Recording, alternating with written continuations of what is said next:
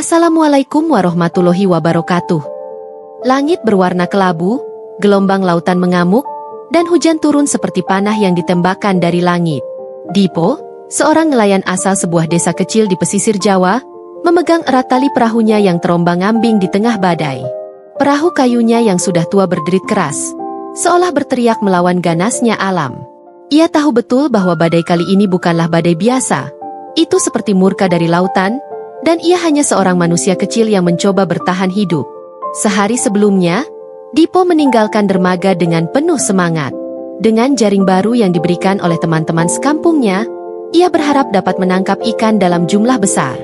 Desa mereka sedang mengalami musim paceklik, dan Dipo adalah satu-satunya harapan untuk membawa makanan bagi keluarga-keluarga di sana. Ia berjanji pada istrinya, Sari, dan anak kecilnya, Raka, bahwa ia akan kembali dengan hasil tangkapan yang cukup untuk melewati musim sulit ini. Namun, takdir memiliki rencana lain. Badai datang begitu tiba-tiba, dan meskipun ia telah berusaha sebaik mungkin untuk menghindarinya, arus laut menyeretnya semakin jauh dari pantai. Ketika malam tiba, ia hanya bisa melihat kegelapan pekat di sekitarnya. Tidak ada tanda-tanda daratan, tidak ada bintang di langit untuk menuntunnya. Ia hanya bisa mendengar deru ombak yang mengancam menelan perahunya kapan saja. Ketika badai akhirnya mereda, Dipo menemukan dirinya di tengah samudra yang tenang namun sunyi. Ia tidak mengenali perairan ini. Tidak ada kapal lain di sekitar, dan ia bahkan tidak tahu ke arah mana harus mendayung. Rasa lelah dan putus asa mulai menyelimuti pikirannya. Ia memandang langit biru yang kembali cerah, tetapi keindahan itu tak memberikan jawaban atas kegelisahannya. Sambil memegang dayung, ia berbicara pada dirinya sendiri. Apa ini hukuman? Apa aku terlalu serakah? Atau aku terlalu sombong berpikir bisa melawan lautan ini? Hari berganti malam, dan malam berganti pagi lagi. Dipo kehabisan air minum dan makanan. Ia mencoba menangkap ikan kecil dengan tangannya, tetapi semua usahanya gagal. Tubuhnya lemah, dan pikirannya mulai dipenuhi bayangan kelaparan. Dalam keputusasaan, ia memejamkan mata dan berdoa. Tuhan, jika memang aku harus mati di sini, jagalah keluargaku di desa. Berikan mereka kekuatan untuk hidup tanpaku. Bisiknya lirih, menahan air mata. Namun, seperti sebuah keajaiban, saat ia membuka mata, ia melihat sesuatu di kejauhan. Ada kilauan aneh di permukaan air. Awalnya, ia pikir itu hanya pantulan matahari. Tetapi semakin ia memperhatikannya, kilauan itu semakin jelas. Dengan sisa tenaga yang ia miliki, ia mendayung menuju sumber cahaya itu. Ketika ia sampai di sana, ia tertegun.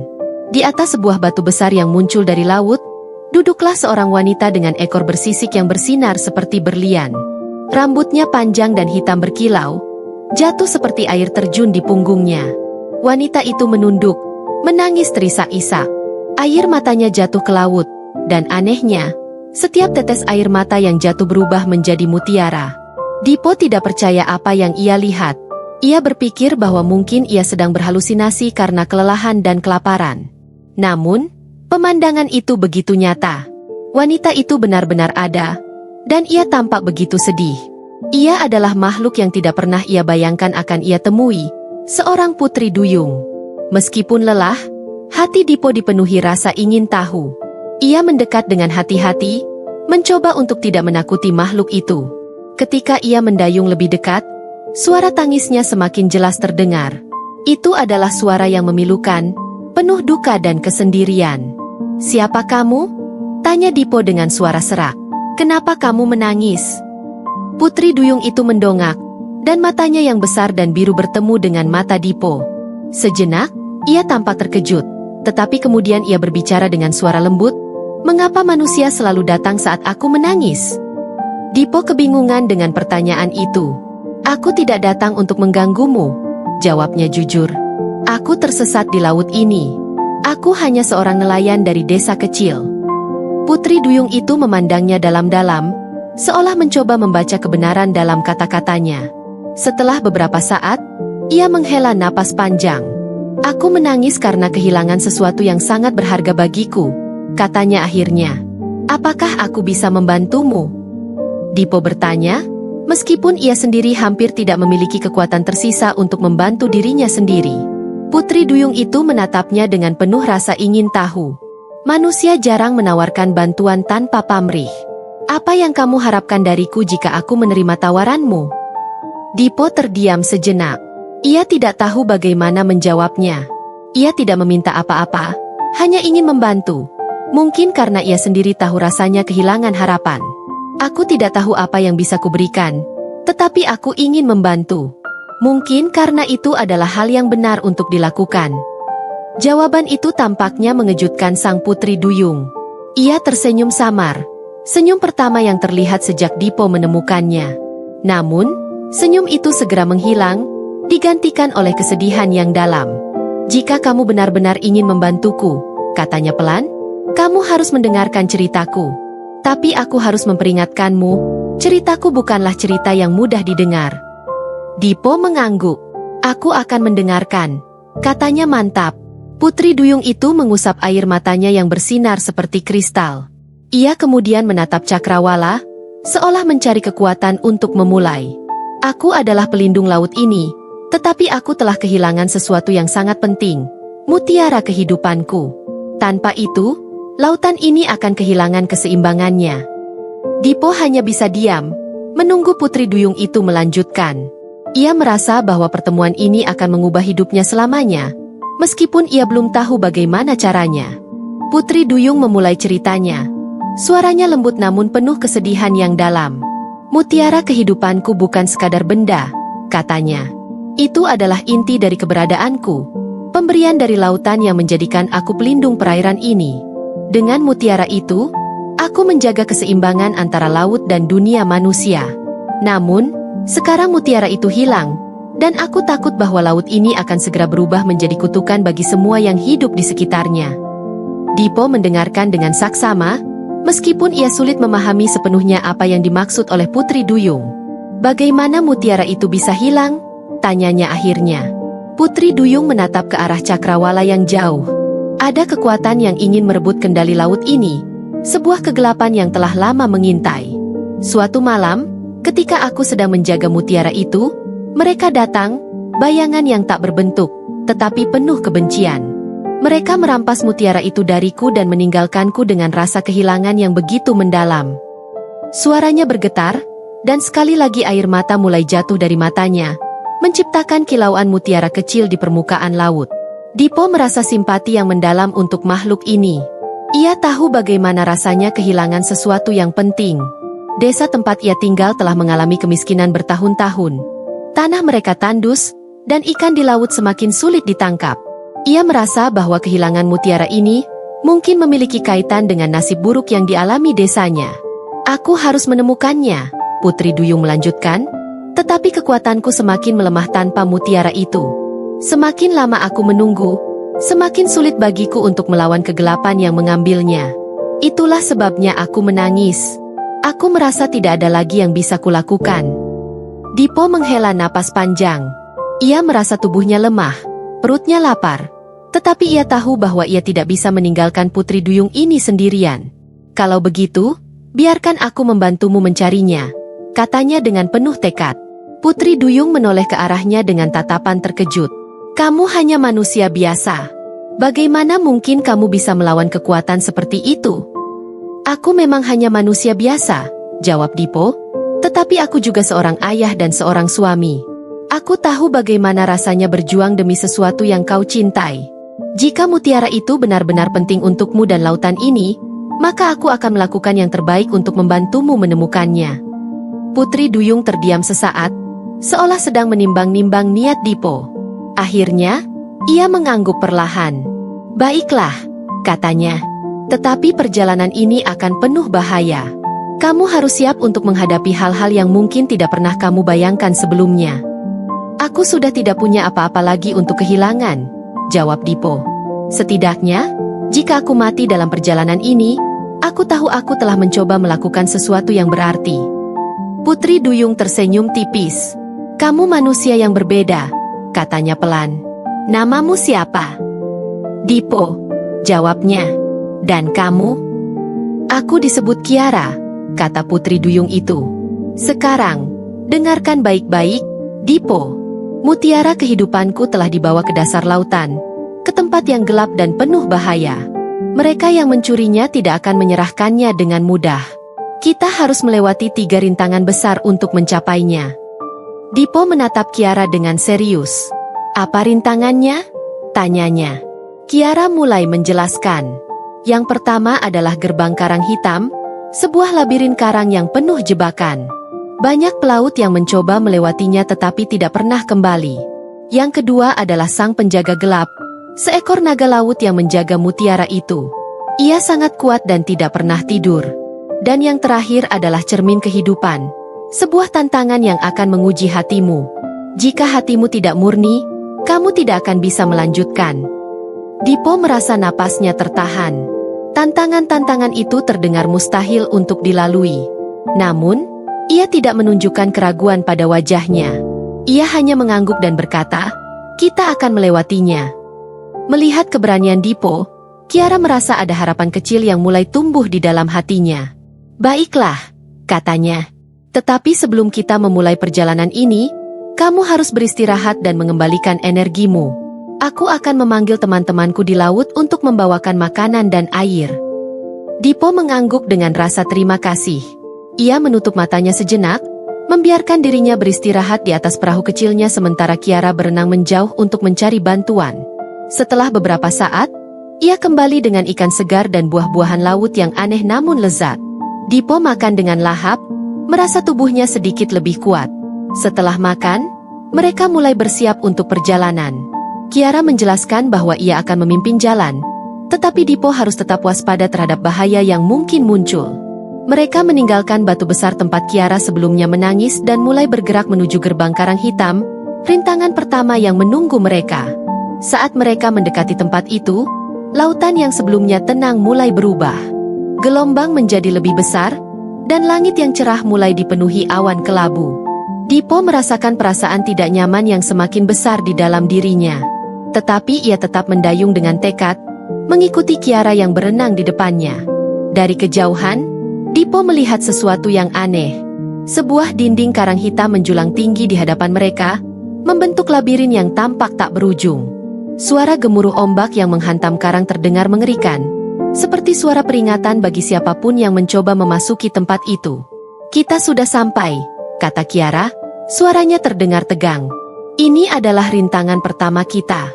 Ingat, Dipo, jangan pernah kehilangan arah. Jika kamu terpisah dariku, kamu mungkin tidak akan pernah keluar dari sini." Dipo mengangguk, memegang dayungnya erat-erat.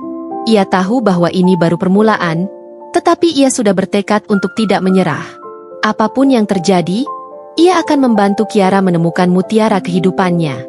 Dipo memandangi dinding karang hitam yang menjulang tinggi di hadapannya. Karang-karang itu begitu tajam dan gelap, seperti gigi raksasa yang siap melahap siapapun yang berani masuk. Angin dingin berhembus, membawa aroma garam yang menyengat. Gelombang laut yang menghantam karang menimbulkan suara gemuruh yang menggetarkan hati. Namun, ia tak membiarkan rasa takut menghentikannya. Ia memegang dayung dengan erat, menunggu Kiara memberi aba-aba. "Labirin karang hitam ini bukan tempat biasa," kata Kiara, memperingatkan Dipo. Arah-arahnya terus berubah karena arus laut yang tidak menentu. Selain itu, suara-suara di sini seringkali membuatmu bingung. Tetap fokus, dan jangan biarkan pikiranmu teralihkan. Dipo mengangguk. "Aku akan mengikutimu," katanya tegas. Kiara meluncur ke depan, ekornya yang bersisik indah berkilauan meskipun suasana sekitar terasa gelap dan suram. Dipo mengikuti dari belakang dengan perahu kecilnya, mendayung hati-hati agar tidak menabrak dinding karang yang tajam. Begitu mereka memasuki labirin, suasana langsung berubah. Ombak besar yang sebelumnya mengamuk kini berganti menjadi aliran air yang berputar-putar, menyeret perahu Dipo ke berbagai arah. "Jaga keseimbangan," seru Kiara. Dipo berusaha menstabilkan perahunya, tetapi arus bawah laut terasa seperti tangan-tangan tak terlihat yang mencoba menariknya ke kedalaman. Dengan segala kekuatannya, ia melawan tarikan itu dan terus mengikuti Kiara. Ia tahu, jika ia kehilangan pandangan terhadap Kiara, labirin ini akan menjadi kuburannya. Namun, tidak hanya arus yang menjadi ancaman di tempat ini. Suara-suara aneh mulai terdengar, seperti bisikan yang datang dari segala arah. Pada awalnya, Dipo mengira itu hanya suara angin atau gemuruh ombak. Namun, semakin dalam mereka masuk, suara itu semakin jelas. Dipo, sebuah suara memanggil, lembut tetapi penuh rasa dingin yang menusuk. Dipo terkejut. Ia menoleh ke belakang, mencari sumber suara itu, tetapi tidak ada siapa-siapa di sana. Siapa itu? Ia bertanya dengan suara gemetar. Jangan dengarkan mereka. Kiara berseru dari depan. Itu hanya ilusi yang diciptakan oleh tempat ini. Mereka mencoba membuatmu tersesat. Dipo mengangguk, berusaha mengabaikan suara-suara itu. Tetapi itu lebih sulit daripada yang ia bayangkan. Suara-suara itu mulai berubah. Terdengar seperti suara orang-orang yang dikenalnya.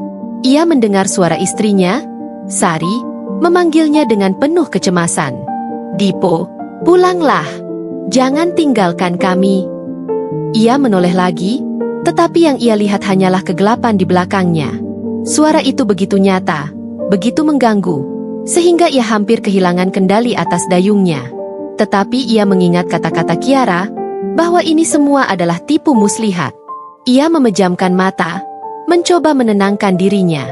Fokus, Dipo, ia berkata pada dirinya sendiri. Ini semua hanya permainan pikiran. Kiara berhenti sejenak, menunggu Dipo menyusulnya. Kamu baik-baik saja? Tanyanya dengan nada khawatir. Ya, jawab Dipo, meskipun tubuhnya gemetar. Aku hanya perlu sedikit waktu untuk membiasakan diri. Kiara menatapnya dengan simpati. Labirin ini memang dirancang untuk menguji ketabahan. Tapi aku tahu kamu bisa melewatinya. Ayo, kita harus terus bergerak sebelum arus berubah lagi. Mereka melanjutkan perjalanan, tetapi tantangan berikutnya segera muncul. Dipo melihat bayangan besar bergerak di bawah air. Awalnya, ia pikir itu hanya bayangan karang. Tetapi kemudian ia melihat sesuatu yang tidak biasa. Makhluk itu muncul ke permukaan. Seekor ikan besar dengan mulut penuh gigi tajam. Mata merahnya menatap Dipo dengan lapar. Berhati-hatilah, seru Kiara. Itu adalah penjaga labirin. Mereka hanya muncul jika merasa ada penyusup. Ikan besar itu meluncur cepat ke arah perahu Dipo, membuka mulutnya yang besar. Dengan refleks cepat, Dipo mengayunkan dayungnya, memukul kepala ikan itu dengan sekuat tenaga. Ikan itu terhuyung mundur, tetapi hanya sejenak sebelum kembali menyerang. Kita harus bekerja sama, kata Kiara. Ia mengangkat tangannya, dan cahaya biru mulai bersinar dari telapak tangannya. Dengan gerakan cepat, ia melontarkan cahaya itu ke arah ikan, membuatnya teralihkan sesaat. Dipo, arahkan perahumu ke celah sempit di depan. Aku akan mengalihkan perhatian mereka. Dipo mematuhi perintah Kiara. Ia mendayung secepat mungkin, meskipun arus dan gelombang membuatnya sulit bergerak. Ikan itu tampaknya bingung oleh cahaya Kiara, memberikan Dipo cukup waktu untuk mencapai celah yang dimaksud. Ketika ia berhasil masuk ke celah sempit itu, ia menoleh ke belakang dan melihat Kiara dengan elegan meluncur melewati ikan besar yang masih kebingungan.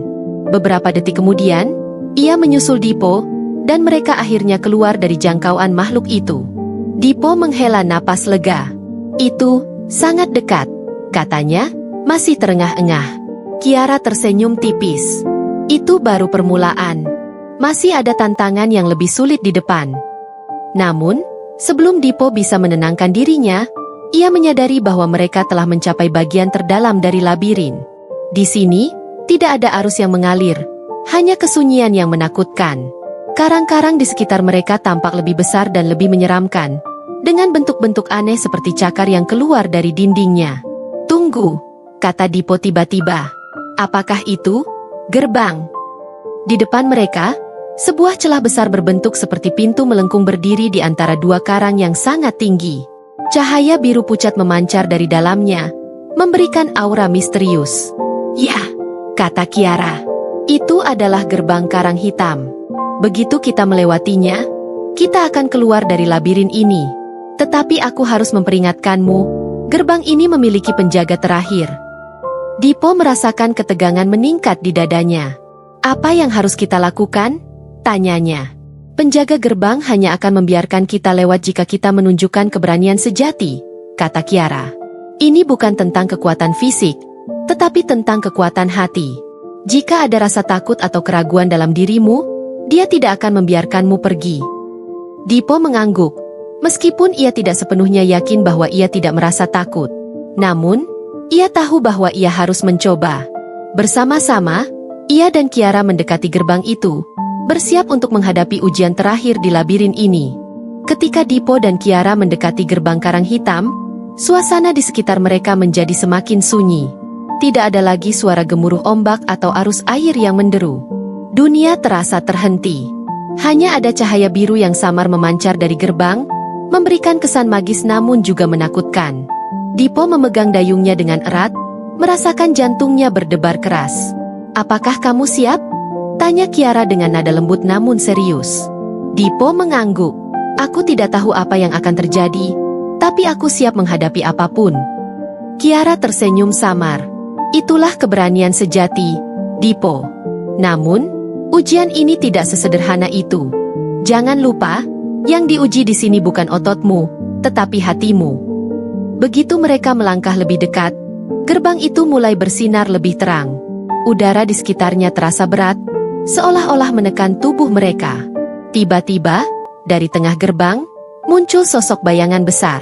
Bayangan itu tidak memiliki bentuk yang jelas, tetapi Dipo bisa merasakan aura kuat dan menakutkan darinya. "Apa yang kau cari di sini, manusia?" Suara bayangan itu bergema, dalam dan bergetar seperti guntur yang jauh. Dipo menelan ludah, mencoba menenangkan dirinya sebelum menjawab. "Aku ingin membantu Kiara mendapatkan kembali mutiara kehidupannya." Bayangan itu tertawa rendah. Suara tawanya bergema di seluruh labirin. "Kamu ingin membantu? Kamu hanyalah manusia biasa yang rapuh. Apa yang membuatmu berpikir kamu bisa melawan kekuatan gelap yang bahkan dia tidak bisa hadapi?" Dipo merasa darahnya mendidih mendengar ejekan itu. "Aku tahu aku hanya manusia biasa," katanya, mencoba menjaga suaranya tetap tegas. "Tapi aku tidak akan mundur. Jika aku tidak mencoba, aku akan kehilangan segalanya. Keluargaku, desaku, dan mungkin lautan ini. Aku lebih baik mati mencoba daripada hanya diam dan menyerah." Bayangan itu mendekat, dan kini ia tampak lebih jelas. Matanya yang menyala merah menatap langsung ke mata Dipo, seolah-olah mencoba membaca isi hatinya. "Keberanianmu menarik," katanya akhirnya. "Tapi keberanian saja tidak cukup. Sekarang, tunjukkan kepadaku bahwa hatimu benar-benar murni." Tiba-tiba, dunia di sekitar Dipo berubah. Ia tidak lagi berada di atas perahu di tengah laut. Sebaliknya, ia berdiri di tengah desanya.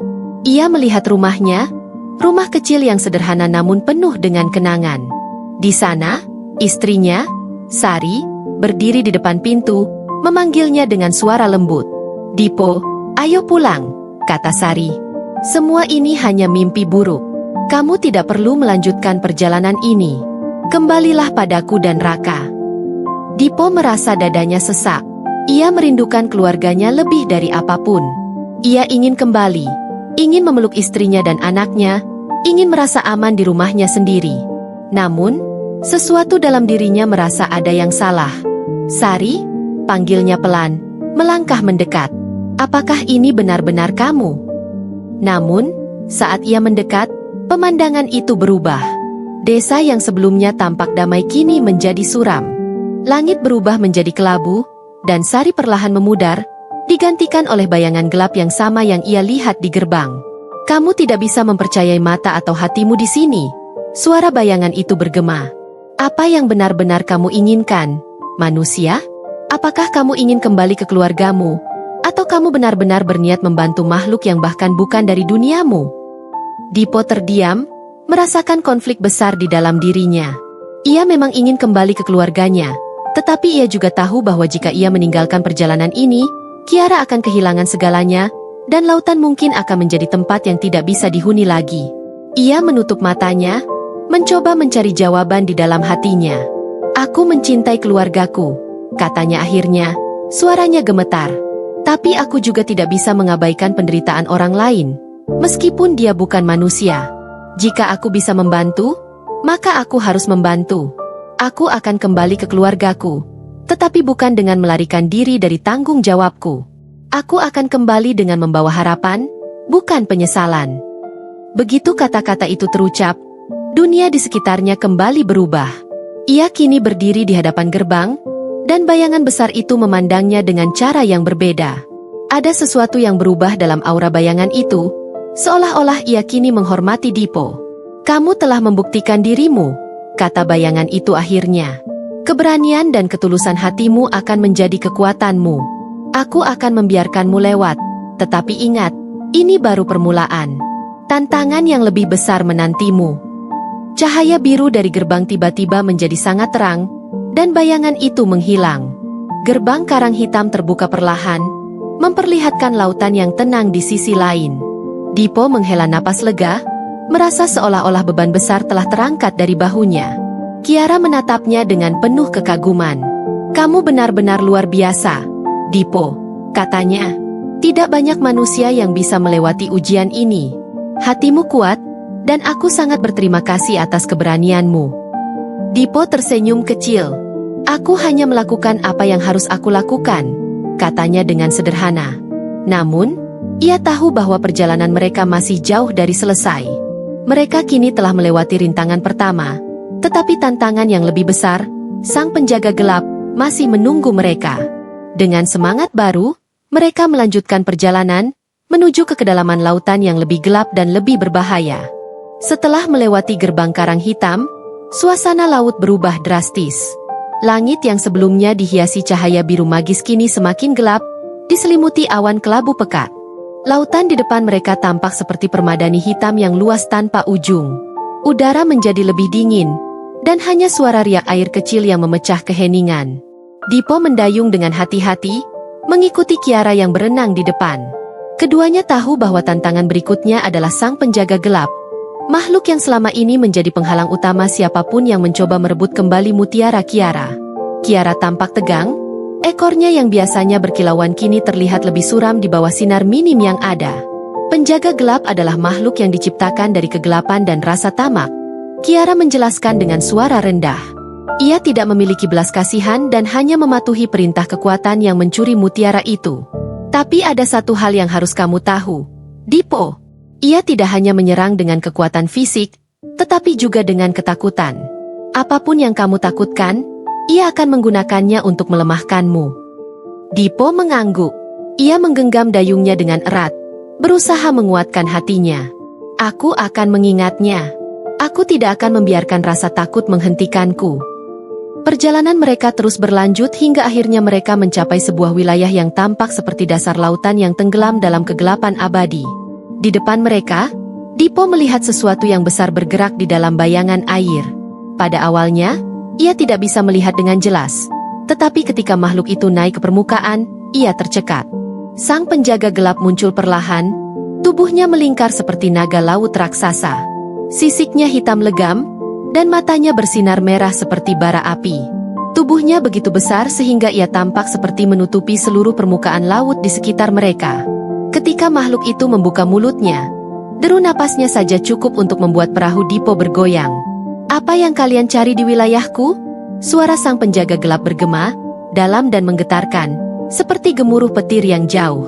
"Kami datang untuk mengambil kembali mutiara kehidupanku," jawab Kiara dengan suara lantang, meskipun Dipo bisa merasakan ketegangan dalam nadanya. Sang penjaga gelap mengeluarkan suara seperti tawa rendah, suara yang membuat udara di sekitar terasa lebih berat. "Mutiara itu bukan milikmu lagi," katanya. "Ia kini menjadi milik majikanku. Jika kalian ingin mencobanya, kalian harus melewati aku. Tetapi manusia ini," ia menoleh pada Dipo, "tidak akan sanggup bertahan melawan kekuatanku." Dipo tahu bahwa ini adalah saat yang menentukan. Ia berdiri di atas perahunya, meskipun tubuhnya gemetar oleh kehadiran makhluk raksasa itu. "Aku tidak akan mundur," katanya tegas. "Jika aku harus melawanmu untuk membawa mutiara itu kembali, maka aku akan melakukannya." Sang penjaga gelap tersenyum sinis. "Sungguh keberanian yang mengagumkan, manusia kecil. Tapi keberanian saja tidak akan menyelamatkanmu." Dengan gerakan cepat, sang penjaga gelap meluncur ke arah Dipo, membuka mulutnya yang dipenuhi gigi tajam. Dipo segera melompat ke samping, membuat perahunya terombang-ambing. Ia menggunakan dayungnya untuk menahan serangan pertama, meskipun dayung itu hampir patah karena kekuatan makhluk itu. "Dipo, hati-hati!" seru Kiara. Kiara mengangkat tangannya, menciptakan gelombang cahaya biru yang menabrak tubuh sang penjaga gelap, memaksanya mundur sementara. Namun, serangan itu hanya membuat makhluk itu semakin marah. Dengan raungan yang menggetarkan, ia menyerang kembali, kali ini dengan lebih ganas. Pertarungan berlangsung sengit. Sang penjaga gelap menggunakan tubuhnya yang besar untuk menciptakan pusaran air yang mencoba menenggelamkan perahu Dipo. Dipo berpegangan sekuat tenaga, mencoba menjaga keseimbangan. Ia tahu bahwa ia tidak bisa hanya mengandalkan kekuatan fisiknya untuk melawan makhluk ini. Ia harus menemukan cara lain.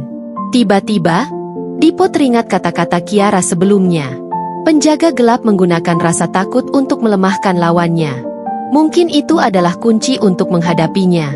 Aku tahu apa yang kamu coba lakukan, teriak Dipo, suaranya menggema di tengah pertarungan. Kamu ingin aku takut, tapi aku tidak akan membiarkan rasa takut menguasai diriku. Aku sudah terlalu jauh untuk mundur sekarang. Sang penjaga gelap berhenti sejenak, tampak terkejut oleh kata-kata Dipo. Apa yang membuatmu begitu yakin, manusia? Apa yang membuatmu berpikir bahwa kamu bisa menang melawan aku? Dipo menarik napas dalam-dalam. Bukan tentang menang atau kalah, katanya. Ini tentang melakukan apa yang benar. Aku mungkin tidak kuat, tapi aku punya alasan untuk bertarung. Itu lebih dari cukup. Perkataan Dipo tampaknya memengaruhi sang penjaga gelap. Untuk pertama kalinya, makhluk itu terlihat ragu. Namun, raguannya hanya berlangsung sesaat sebelum ia kembali menyerang, kali ini dengan kekuatan penuh. Kiara, yang selama ini terus mendukung Dipo dari jarak aman, tahu bahwa ini adalah kesempatan mereka. Ia meluncur mendekat dan menggunakan semua kekuatannya untuk menciptakan pusaran cahaya biru yang menyelimuti tubuh sang penjaga gelap. Cahaya itu tampak membakar makhluk itu, membuatnya meraung kesakitan. Sekarang, Dipo, seru Kiara. Arahkan serangan terakhir. Dipo mengumpulkan semua keberanian dan kekuatannya. Dengan dayung yang hampir patah, ia melompat dari perahunya ke atas tubuh sang penjaga gelap. Ia menancapkan dayung itu dengan sekuat tenaga ke sisik makhluk itu, tepat di bagian dadanya yang bersinar merah. Sang penjaga gelap meraung keras. Tubuhnya bergetar hebat sebelum akhirnya mulai memudar. Dalam beberapa detik, makhluk itu menghilang, meninggalkan lautan kembali tenang. Dipo jatuh ke air, lelah namun lega. Kiara segera mendekatinya dan membantunya naik kembali ke perahu. Kamu berhasil, Dipo, katanya dengan senyum penuh rasa terima kasih. Kamu telah mengalahkan penjaga gelap. Dipo mengangguk, napasnya terengah-engah. Ini belum selesai, kan? Kiara menggeleng. Belum. Tetapi kita sudah lebih dekat dengan mutiara itu. Dengan keberanian yang semakin besar, mereka melanjutkan perjalanan, meninggalkan wilayah gelap itu di belakang. Kini, mereka bersiap menghadapi tantangan terakhir. Cermin kehidupan, ujian yang akan menguji hati Dipo sepenuhnya. Jika kamu merasa terinspirasi oleh kisah ini, jangan lupa untuk like, subscribe, dan komen, untuk terus mendapatkan cerita-cerita inspiratif lainnya. Setiap cerita memiliki pelajaran berharga yang bisa menjadi pendorong semangat dalam hidup kita. Bagikan juga cerita ini kepada orang yang kamu sayangi, agar mereka bisa merasakan manfaat dari perjuangan dan kasih sayang yang tulus. Mari kita terus berbagi kebaikan dan saling mendukung dalam perjalanan hidup ini.